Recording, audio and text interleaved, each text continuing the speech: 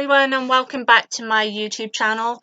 In today's beginner's Unity tutorial, I'm going to be going over pickups. So in my Unity scene at the moment, I have a room, my main character, and I have a pickup. My pickup is a UFO because this game that I actually made is called Alien World. So I wanted the pickup to sort of follow a sort of alien sort of kind of theme. So I went with the UFO. The UFO I made in Blender and then I imported it into Unity. If I click on the pickup just to show you what I did to it, I put a box collider and I set it as is trigger so that when the player collides with it, obviously it does something.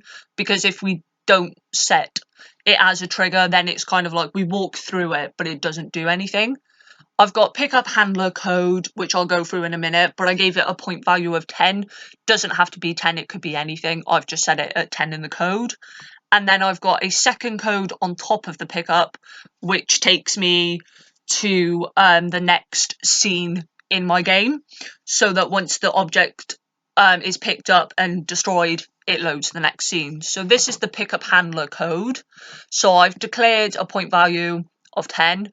I've declared the on trigger enter and then what I wanted the pickup to do. So obviously I wanted it collision game object, score tracker, and then at the bottom I obviously wanted it to destroy my game object. And then the second code that I put on top of it was to load the second level. So obviously I've declared scene manager in the top of the code, and then I've just written scene manager.load scene increments 2.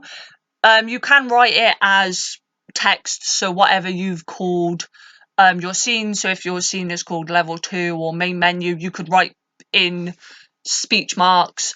You could write main menu. I pretty much just do it as the numbers because it's easier, but you do have to remember to put them in the build settings, which the build settings is in file, and then you would go build settings and just make sure everything that you want in the scene is added, and then you would just add the numbers. So if I play through it now with my main character that I have,